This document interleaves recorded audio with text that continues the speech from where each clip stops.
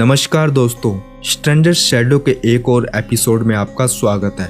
दोस्तों, आज मैं आप लोगों के लिए एक ऐसी सच्ची खौफनाक घटना लेकर आया हूं ना, जिसे सुनकर आप लोगों को भी अपने कानों पर यकीन नहीं होगा।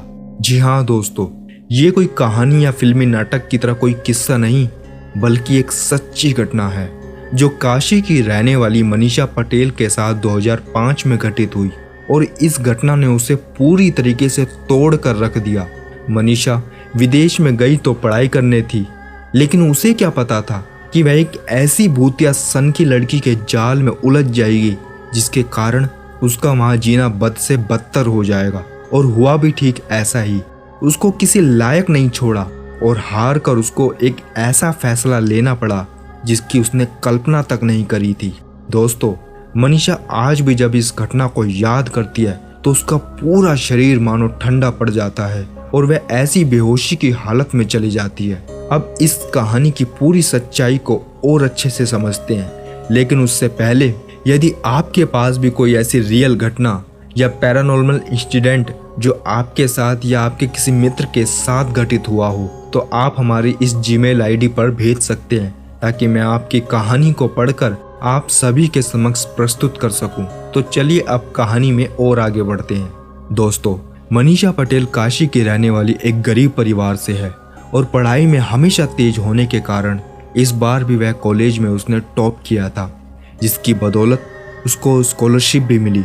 उसका सपना था कि वो विदेश की टॉप यूनिवर्सिटी में जाकर एडमिशन ले ताकि वहाँ पढ़ाई करने के बाद उसको अच्छी जॉब की ऑफर मिल सके, और ये रास्ता भी उसका कॉलेज में टॉप करने के कारण खुल चुका था। मनीषा ने जब अपनी स्कॉलरशिप की बात अपनी मम्मी पापा को बताई तो वह उसे विदेश भेजने को बिल्कुल तैयार नहीं हुए और कहा, बेटा यहीं कहीं आसपास के किसी कॉलेज में एडमिशन ले ले, इतनी दूर अनजान देश में जाकर क्या करोगी, वहाँ भला तेरा कौन ख्याल रखेगा। नहीं नहीं, तुम इतनी दूर लंदन इंपोरियल यूनिवर्सिटी नहीं जाओगी, कह दिया तो बस। उसके बाद मनीषा अपनी मम्मी पापा से जिद करते हुए कहने लगी, प्लीज मुझे जाने दो पापा, देखो पूरे कॉलेज में हमारे बैच से सिर्फ मैं ही सिलेक्ट हुई हूँ और आप चिंता मत कीजिए पापा, मेरी स्कॉलरशिप के चलते मेरी पूरी पढ़ाई का खर्चा सरकार उठाएगी ताकि मैं अच्छे से पढ़ाई कर सकूं। इंपोरियल यूनिवर्सिटी में MBA की पढ़ाई करने के बाद मुझे आसानी से जॉब भी मिल जाएगी, फिर आपके कंधों का बोझ भी हल्का हो जाएगा। दोस्तों, मैं आप लोगों को बताना भूल गया, मनीषा का कोई भाई नहीं है, इकलौती वारिस है इस पूरे परिवार की। मनीषा हर प्रकार से अपने मम्मी पापा को विदेश जाने के लिए मनाती है। तभी उसके पापा कहते हैं, पर बेटा मेरी बात तो सुन। और मनीषा बीच में उनकी बात को काटते हुए कहती है, पापा आप टेंशन मत कीजिए, मैंने सारा बंदोबस्त कर लिया है, किसी हॉस्टल या एक घर सस्ते दाम पर ले लूंगी, वहां से इंपोरियल यूनिवर्सिटी ज्यादा दूर भी नहीं होगी। दोस्तों, मनीषा की मम्मी तो तैयार हो जाती है, लेकिन उसके पापा अब भी उसको विदेश भेजने को पूरी तरीके से तैयार नहीं थे। आखिर लड़की जात का मामला है, उनका सोचना भी ठीक था, लेकिन मनीषा थोड़ा रोने धोने का नाटक कर रूस कर जैसे तैसे पापा को भी मना लेती है। और आखिरकार 3 दिन बाद वो दिन भी आ गया जब मनीषा ने दिल्ली एयरपोर्ट से लंदन के लिए उड़ान भरी और आखिरकार वह अपने सपनों की दुनिया लंदन की धरती पर पांव रखा। उसके लिए सब कुछ नया था, नए दोस्त, नए लोग, नया कल्चर। इन सब के बीच वह इंपोरियल यूनिवर्सिटी भी पहुंची जो उसका सपना था, जो आज हकीकत बन रहा था। नए स्टूडेंट जो सभी बहुत होनहार थे, जो अलग अलग देशों से आए हुए थे, और उसे वहां भारत से आए स्टूडेंट का ग्रुप भी मिल गया। दोस्तों, वैसे तो इंपोरियल यूनिवर्सिटी में हॉस्टल की सुविधा भी है, लेकिन मनीषा को एक ऐसा घर चाहिए था जो काफी सस्ता हो, और यूनिवर्सिटी के हॉस्टल का रूम का किराया काफी ज्यादा था, और जो उसे स्कॉलरशिप मिली थी वो सिर्फ पढ़ाई के बेस पर उसे मिली थी, यानी वहाँ खाना पीना रहना आदि का खर्चा उसे ही उठाना था। इसलिए काफी खोजबीन करने के बाद मनीषा को इंपोरियल यूनिवर्सिटी से लगभग 10 किलोमीटर दूर एक एम्पिंग फॉरेस्ट में एक छोटा सा फ्लैट मिल गया, जिसे वहाँ के स्थानीय लोग आज भी द शैडो नेस्ट हाउस के नाम से पुकारते हैं। इस जंगल जैसे एरिया में बने यह फ्लैट काफी भूतिया और डरावना लग रहा था, जैसे यहाँ सालों से कोई नहीं आया हो। खैर, मनीषा को क्या, उसे वैसे भी भूत प्रेत आत्मा वगैरह पर बिल्कुल विश्वास नहीं था। उसे तो बस अपने दिन गुजारने थे, जब तक पढ़ाई नहीं हो जाती तब तक। दोस्तों, जब वो यहाँ लंदन आई थी तब भारत से एक और लड़की विपाशा दूसरी फ्लाइट से यहाँ आई थी। वो भी अपने लिए अलग हॉस्टल से दूर कमरा लेना चाहती थी क्योंकि वो भी इतनी ज़्यादा अमीर नहीं थी कि वहाँ का खर्चा उठ सके। और संयोग से दोनों के बीच बात हो गई। दोनों इस भूतिया फ्लैट में रहने चले गए। मनीषा सोच रही थी कि अकेली इस घर में कैसे रहेगी। खैर, अब उसे एक और साथी मिल चुकी थी जिसकी वजह से उसकी ये टेंशन भी दूर हो गई। लेकिन जब रात हुई तो उसे किसी के जोर जोर से चिल्लाने की आवाजें आने लगी। मनीषा विपाशा के रूम में आई। उसने विपाशा से कहा कि क्या उसने किसी के चिल्लाने की आवाज़ सुनी है। विपाशा गहरी नींद में थी इसलिए उसे कोई आवाज़ सुनाई नहीं दी। उसने नींद में ही बड़बड़ाते हुए कहा, नहीं, कोई आवाज़ नहीं आई। मनीषा सोच रही थी कि विपाशा को इस समय गहरी नींद से उठाना ठीक नहीं होगा और वह वापस अपने रूम में चली गई। लेकिन आवाज़ अभी भी काफ़ी ज़ोरों से आ रही थी। ऐसा लग रहा था जैसे कोई मेरे पास खड़ा मुझे कुछ कहना चाह रहा हो। लेकिन मैं उसकी आवाज़ समझ नहीं पा रही थी और आखिर में तंग आकर मनीषा आवाज़ की परवाह किए बिना चादर तान के सो गई। सुबह जब मनीषा ने विपाशा से रात वाली घटना के बारे में पूछा तो उसने कहा, मैं कुछ नहीं जानती, और उसने अपना लंच खत्म किया और एक कैब बुलाई। मनीषा ने सोचा मैं भी उसके साथ चली जाऊंगी, और जब मनीषा ने उससे पूछा क्या मैं तुम्हारे साथ चल सकती हूँ तो विपाशा ने कोई रिप्लाई नहीं दिया। उससे बातचीत करके मनीषा को लग ही रहा था कि विपाशा जैसे उससे ज़्यादा बात करने में इंटरेस्ट नहीं दिखा रही थी। मनीषा ने सोचा मैं उसके साथ चल रही हूँ और वो बैग लेने अपने रूम में चली गई। और जब मनीषा आई तो उसने देखा कि विपाशा वहाँ से जा चुकी थी। खैर, सुबह से ही मनीषा का वैसे भी मूड खराब था और इसी दौरान उसने एक नई टैक्सी बुक की और कॉलेज पहुंची।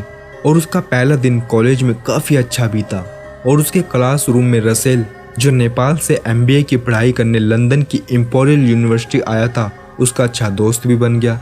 दोस्तों, अब तक की कहानी आपने मेरे पॉइंट ऑफ व्यू से जानी, लेकिन अब मैं कुछ देर के लिए मनीषा के रोल में तब्दील होकर उसके पॉइंट ऑफ व्यू से आपको सुनाऊंगा ताकि आपको और मजा आए सुनने में और मुझे सुनाने में।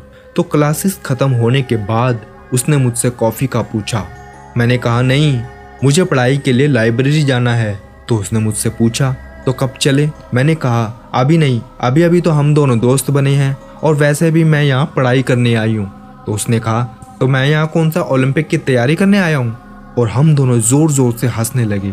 कॉलेज का पहला दिन बहुत अच्छा बीता और फिर मैं वापस रेंट के उसी घर आ गई जहाँ रात को तरह तरह की आवाज़ें आ रही थी। मुझे मजबूरन वहीं आना पड़ा और जाती भी कहाँ। अभी पूरे 2 साल भी नहीं हुए मेरी पढ़ाई को और मुझे यहाँ इतनी परेशानियाँ भुगतनी पड़ रही है। यदि मेरी मम्मी पापा को इस बात का पता चला तो वह मुझे वापस इंडिया बुला लेंगे और इसी बात का मुझे डर था। तभी मैं चाहकर भी अपनी मम्मी पापा को कुछ नहीं बता सकती थी। रात को मम्मी पापा का फ़ोन आया कि वहाँ सब कुछ ठीक है, तुम कैसी हो। मैंने कहा सब ठीक है, मैं भी अच्छी हूँ। पहली बार मैंने अपनी मम्मी पापा से झूठ बोला।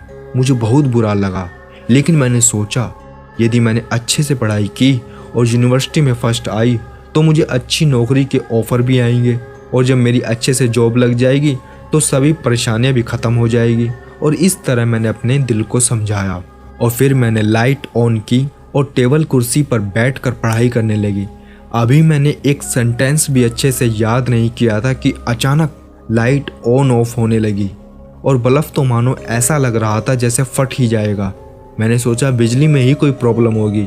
मेरे घर में भी ऐसी प्रॉब्लम होती रहती है, लेकिन इतनी ज़्यादा नहीं जितनी यहाँ हो रही है। और आखिरकार की आवाज़ से लाइट चली गई। मैं काफ़ी परेशान हो गई। अब मैं कैसे पढ़ाई करूं? और लाइट आने का वेट इंतज़ार करने लगी। पर लाइट जाने के बाद तो अजीब गरीब हरकतें और मेरे सामने आने लगी। कभी लगता खिड़की के पास कोई मुझे लगातार घूर रहा है, मुझे देख रहा है। तभी अचानक खिड़की के पर्दे उड़ने लगे और मेरे रूम में बर्फीली हवाएं चलने लगी। मैं ठंड और डर दोनों से कांपते कांपते मैंने खिड़कियां बंद की। तभी दरवाजे पर किसी की दस्तक हुई। मुझे लगा विपाशा अब आ गई होगी। मैंने दरवाजा खोला और सामने विपाशा ही थी, लेकिन विपाशा मुझे घूरते हुए दौड़कर अपने रूम में चली गई। उसके इस अजीबोगरीब बिहेवियर ने मुझे एक पल तो बहुत डरा ही दिया था। लेकिन मुझे कुछ समझ नहीं आ रहा था और मैं अपने रूम में चली गई।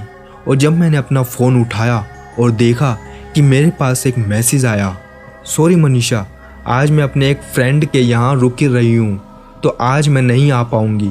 यह विपाशा का मैसेज था। इतना सुनते ही मैं काफ़ी डर गई। मैंने सोचा यदि विपाशा वहाँ है तो अभी अभी जो ये मेरे कमरे में गई ये कौन थी। विपाशा ने अपनी पार्टीज के कुछ फ़ोटो सेंड किए और अब वह फेसबुक पर भी लाइव थी और पार्टी में मौज मस्ती कर रही थी। शायद मुझे जलाने के लिए वो ये सब ड्रामा कर रही थी, लेकिन अब मुझे इतना तो विश्वास हो गया था कि ये विपाशा नहीं है। मैं मोबाइल की फ्लैश लाइट से विपाशा के रूम की ओर बढ़ी और उसके रूम में पहुंची। एक डरावनी आवाज में, This is my room. You live here. सहमी हुई आवाज में मैंने कहा, विपाशा, विपाशा, तुम कहाँ हो? This is not my name. और एक डरावना चेहरा अचानक मेरे सामने आया जो एक बच्ची जैसी कुछ थी और तभी मैं जोर से चिल्लाते हुए बेहोश हो गई और अगले दिन मुझे होश आया। इसी डर के माहौल में मेरे 6 दिन पूरे हो गए। शुक्र है खुदा का जो मैं अब तक जिंदा थी, पर मैं अंदर से बहुत कमज़ोर हो गई थी और डर डर के रहने लगी थी। किसी से ज़्यादा बात नहीं करती और फिर उसी घर में चली जाती। और फिर एक दिन यूनिवर्सिटी में मैं कैंटीन में अकेली बैठी थी। तभी मेरा कॉलेज फ्रेंड रसेल आया और अचानक मेरे कंधे पर हाथ रखा ताकि मुझे बुला सके, पर मैं काफ़ी डर गई और मैं ज़ोर से चिल्लाई। तभी रसेल ने कहा, अरे मैं हूँ, इसमें इतना डरने की क्या बात है? मैं देख रहा हूँ कि जब से तुम यहाँ आई हो बड़ी अजीब अजीब हरकतें कर रही हो। क्या बात है मुझे बताओ। अब तो मेरे दोस्त भी मुझसे बातें नहीं करते क्योंकि तुम उनसे चिल्लाते हुए जो बात करती थी। रसेल ने कहा, तुम मुझसे अपनी बात शेयर कर सकती हो। जब रसेल ने मुझसे पूछा, तुम्हें क्या हुआ है, तुम इतनी बदली बदली सी क्यों रहती हो, तब मुझे रोना आ गया। मैंने कहा, पता नहीं ये सब मेरे ही साथ क्यों हो रहा है। जब से मैं यहाँ आई हूँ तब से बहुत परेशान हूँ। मुझे समझ नहीं आ रहा मैं क्या करूँ। मैं जानती हूँ तुम भूत प्रेतों पर विश्वास नहीं करते, पर मैंने जो फील महसूस किया वही बता रही हूँ। रात को उस घर में एक बच्ची के रोने की आवाज़ें आती हैं और कभी कभी तो लगता है वह मेरे बेड के पास आकर मुझसे यह पूछ रही हो, फादर वेयर आर यू। यदि उसके सवाल का जवाब ना दूं तो वह मुझे बहुत बेरहमी से पीटती है। उसका खौफनाक डरावना चेहरा देखकर मेरी रूह कांप जाती है और जब मैं चिल्लाने की कोशिश करती हूँ तो वह मेरा मुंह बंद करते हुए मुझसे कहती है,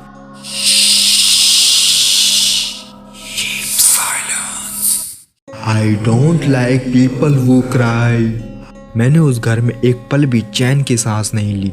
पढ़ना तो दूर की बात है, वहाँ जीना भी मुश्किल हो गया है। मैं उस घर को छोड़ना चाहती हूँ, लेकिन फिर भी ये घर मुझे जकड़े हुए है। इस घर से जितना अलग होती हूँ उतना उलझ जाती हूँ। मैं यहाँ किसी को ठीक ढंग से जानती तक नहीं। हॉस्टल और होटल दोनों में जाने की बहुत कोशिश की, लेकिन नाकामयाब रही। इस घर के चक्रव्यूह में मैं ऐसे फंस चुकी हूँ कि यहाँ से निकलना बहुत दूभर हो गया है मेरे लिए। मेरी फाइनल कंडीशन भी ज़्यादा अच्छी नहीं है जो मैं बार बार घर चेंज करती फिरूँ। रसेल ने कहा, इतना सब कुछ हो गया, तुमने मुझे बताना भी जरूरी नहीं समझा। और तुम ना जाने हमेशा क्लासेस खत्म होने के बाद कहाँ गायब हो जाती हो और मुझे आज तक तुम्हारे घर का पता नहीं चला, वरना मैं खुद तुम्हारे घर आ जाता। पता नहीं तुम कहाँ रहती हो। तब मनीषा ने बताया, यहाँ से 15 किलोमीटर दूर जंगलों में एम्पिंग फॉरेस्ट में एक कोठी है। वहाँ के स्थानीय लोग द शैडो नेस्ट हाउस भी उसे कहते हैं। मैं वहीं रहती हूँ। पहले मेरे साथ मेरी रूम पार्टनर विपाशा रहती थी, पर उसे भी घर छोड़े काफ़ी वक्त हो गया है। उस एरिया की पॉपुलेशन भी काफ़ी कम रहती है। वह सुनसान सा इलाका है। शायद रसेल तुम इस इलाके के बारे में नहीं जानते। क्या मनीषा, तुम उस घर के बारे में सचमुच कुछ नहीं जानती? अरे पूरी यूनिवर्सिटी को पता है वह घर एक हॉन्टेड हाउस है और तुम कहती हो कि तुम इसके बारे में कुछ नहीं जानती। तभी मनीषा, क्या? हाँ, वह घर मिस्टर बेनल रॉबर्ट्स का था। उसकी फैमिली में बस उनकी 7 साल की बेटी एल्सा रहती थी। एल्सा की मॉम ने अपने हस्बैंड से परेशान होकर सुसाइड कर लिया था क्योंकि वह रोज शराब पीकर उसे मारा पीटा करता था। उसके बाद उस बड़े से घर में रॉबर्ट्स और उसकी बेटी एल्सा अकेले रहते थे। वाइफ के सुसाइड करने के बाद भी रॉबर्ट्स नहीं सुधरा और अपनी बेटी एल्सा पर भी चिल्लाता और उस पर हाथ तक उठाता था। और मैंने तो यहाँ तक सुना है रॉबर्ट्स उस मासूम को इतनी निर्दयता से पीटता था कि वह घंटों तक बेहोशी की हालत में पड़ी रहती थी। और जब सुबह होती और उस पियक्कड़ का नशा उतरता तो वह कहता, little baby, where are you? I am waiting for you. Elsa अपने पापा से इतना डरती थी कि वह घर के किसी कोने में छिप जाती ताकि पापा की नज़र से बच सके। लेकिन फिर भी उसके पापा उसे ढूंढ लेते थे और जबरदस्ती उसके मुंह में खाना ठूंसते और उसका मुंह बंद कर देते थे। फिर एल्सा खूब रोती, लेकिन उस निर्दयी को जरा भी दया नहीं आती। इस बच्ची की चीख पुकार से पूरा घर रो उठता था। पूरे दिन एल्सा भूख के मारे रोती रहती थी और इस तरह वह अपने पापा से नफरत करती थी। एक दिन के बाद घर पर खाने को कुछ भी नहीं था। पूरे दिन एल्सा भूख से तड़पती रही और जब रात को उसके पापा आए तो उसने नशे की हालत में रोज की तरह एल्सा को खूब पीटा और कमजोरी की वजह से वह उसी वक्त मर गई। दोस्तों, ये कोई अजीब बात नहीं है शराब पीकर मार पिटाई करने की, क्योंकि जहाँ मैं रहता हूँ हमारे पड़ोस में भी रोज ऐसा ही होता है। दिन में दिहाड़ी, रात को पौआ और फिर घर वालों से मारा मारी। और ये सब देखते देखते ही मैं बड़ा हुआ हूँ, इसलिए मेरे लिए ये कोई बड़ी बात नहीं है। खैर, उस घटना के 2 दिन बाद ही रॉबर्ट्स की भी मौत हो गई। कहते हैं कि उसे एल्सा की आत्मा ने मारा था। जब पुलिस वाले मामले की जांच के लिए उसके घर आई तो उन्हें उसके घर में लगे साउंड रिकॉर्डर से कुछ आवाजें ज्ञात हुई, जिसमें एक बच्ची कुछ कह रही थी, फादर वेयर आर यू। और फिर एक जोर से हंसने की आवाज कैद हुई। तीसरी आवाज किसी के चीखने दर्द भरी थी, शायद वो रॉबर्ट्स की थी। मनीषा से इतना सब कुछ कहने के बाद रसेल ने कहा, मुझे तो ताज्जुब होता है तुम उस घर में आकर अब तक कैसे रही होगी। तुम उस घर में अब मत जाओ, मुझे तुम्हारी चिंता है। वह घर हॉन्टेड हाउस, भूतिया घर है, वहाँ तुम्हारा जाना ठीक नहीं है। रसेल ने अपनी आंखें उठाकर उसे देखा तो अब तक वो सो चुकी थी। इधर रसेल ने उस घर की पूरी महाभारत सुना दी और इधर मनीषा सोती रह गई। रसेल सोचता है पता नहीं उसने मेरी बात सुनी भी होगी या नहीं। रसेल ने उसे उठाते हुए कहा, अरे तुम सो रही हो, मैं यहाँ तुम्हें बहुत जरूरी बात बता रहा था। मनीषा ने रिप्लाई देते हुए कहा, ओ आई एम सॉरी, मुझे माफ़ कर देना रसेल, मैं रात भर उस खौफ के माहौल में सो नहीं पाई, इसलिए ज़रा आंख लग गई। रसेल ने कहा, तुम चाहो तो मेरे घर रह सकती हो, वैसे भी हमारे उस घर में ऊपर वाला फ्लोर खाली है। नो थैंक्स, मनीषा ने कहा। लास्ट वीक जब मैं तुम्हारे घर आई थी तो मैंने मकान मालिक को चिल्लाते हुए सुना था। वह आवाज़ शायद ऊपर वाले फ्लोर से ही आ रही थी। मुझे कोई परेशानी आपत्ति नहीं है और मुझे नहीं लगता कि वो ऐसे किसी को फ्लैट देते हैं और टाइम पर किराया नहीं देने पर बहुत चिल्लाते हैं। रसेल ने कहा, पर तुम मेरे साथ रह सकती हो, मुझे कोई आपत्ति नहीं है, वहाँ तुम्हारा जाना खतरे से खाली नहीं है। Okay, but are you sure, तुम्हें कोई परेशानी तो नहीं होगी? रसेल ने कहा, नहीं नहीं, इसमें मुझे क्या परेशानी होगी। मनीषा ने कहा, ओके डन, फिर ठीक है। और तभी मनीषा की आंखों से आंसू भर आए और फिर रसेल ने उसे गले लगाते हुए, डोंट वरी, सब ठीक हो जाएगा, चलो अब चलते हैं। पर मनीषा ने कहा, लेकिन मुझे अपने ज़रूरी डॉक्यूमेंट्स, बुक्स और मेरी किताबें वहाँ से लाना है।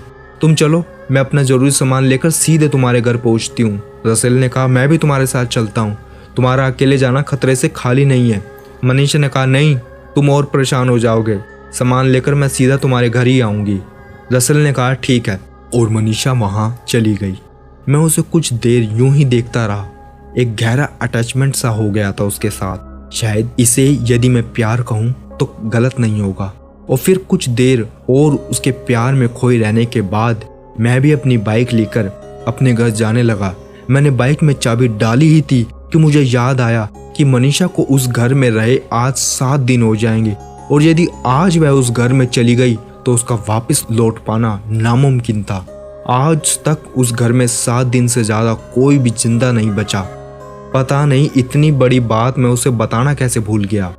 मुझे जल्दी कुछ करना होगा, रसेल ने कहा और फिर उसने बाइक घुमाकर मनीषा के घर की ओर बढ़ा दी।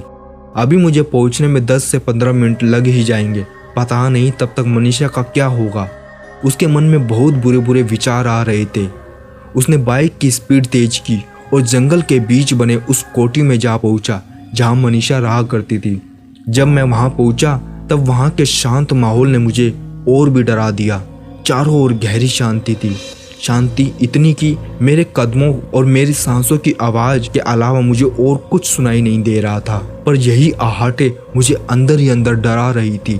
पर मैंने हिम्मत करके घर का दरवाज़ा खोला और मैंने उससे कहा, मनीषा वेयर आर यू। मैंने एक बार फिर कहा, मनीषा जल्दी चलो यहाँ से। पर कोई आवाज़ नहीं आई। तब मैंने पूरे घर में मनीषा को ढूंढा पर वह मुझे कहीं नहीं दिखी। मुझे बहुत डर लग रहा था।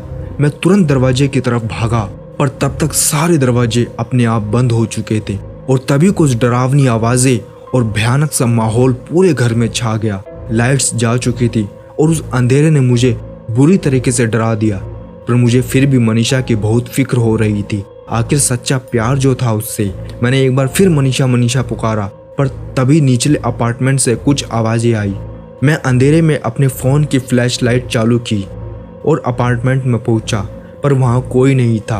पर तभी किसी ने मेरा हाथ जोर से खींचते हुए मुझे अलमारी में अपने साथ बंद कर दिया। मेरा दिल जोर जोर से धड़क रहा था और सांसें फूल रही थी।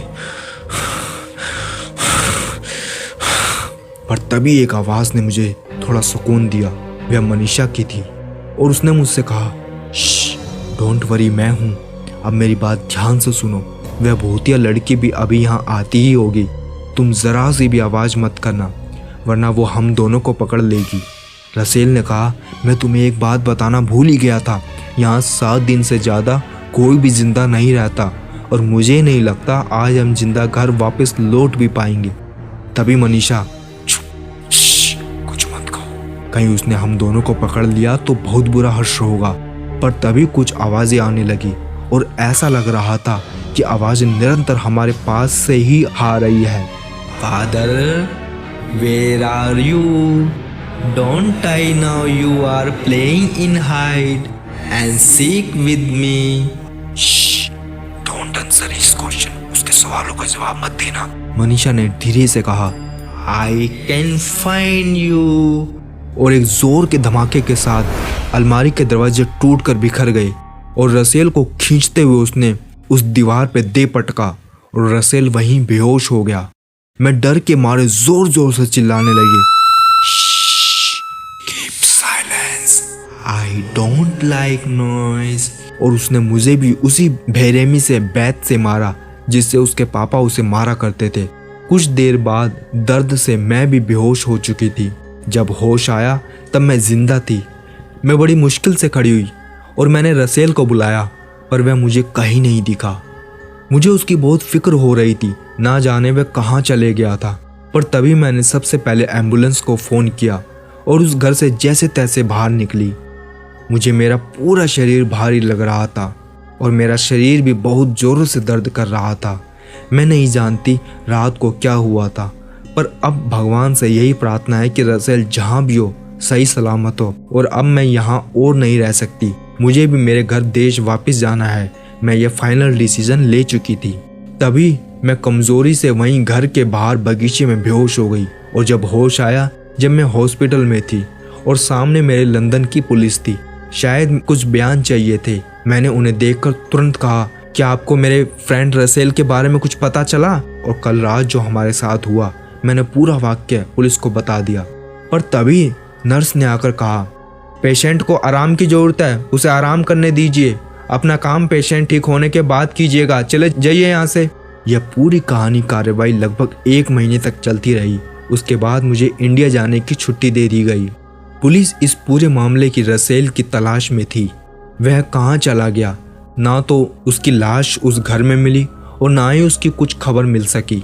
वहीं दूसरी ओर मैं अब भारत आ चुकी थी, पर अब भी मुझे ऐसा लग रहा था जैसे किसी ताकत ने मुझे अंदर ही अंदर जकड़ रखा था। पर डॉक्टर का मानना था कि यह सब उस हादसों की वजह से हुआ है और इसलिए मुझे जरा सी मेंटली प्रॉब्लम हो गई है। मैंने घटना के बारे में अपने घर में किसी को कुछ नहीं बताया, पर मैं अपने प्रिय साथी रसेल को नहीं बुला सकी। डॉक्टर नहीं जानते मैं ऐसा व्यवहार क्यों कर रही थी, पर मैं जानती हूँ ऐसा क्यों है। और फिर मैं जैसे तैसे अपने घर पहुँची। मैंने दरवाज़ा खटखटाया। मम्मी ने दरवाज़ा खोला और वह बहुत खुश हुई। मम्मी ने स्वागत के लिए थाली तैयार की और जैसे ही मेरे सिर पर कुमकुम लगाया। मैंने उस थाली को फेंकते हुए कहा, father where are you, I am waiting for you. दोस्तों, इसी के साथ आज की एक कहानी का पहला पार्ट यहीं समाप्त होता है।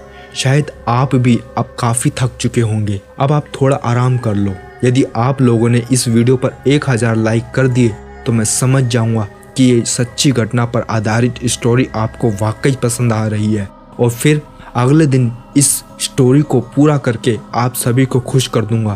पहले आप लाइक और कमेंट तो करो यारो, तभी हम समझेंगे कि इस स्टोरी को कंटिन्यू रखना है या नहीं। तो चलिए अगले किसी वीडियो में आपसे फिर मिलता हूँ। धन्यवाद।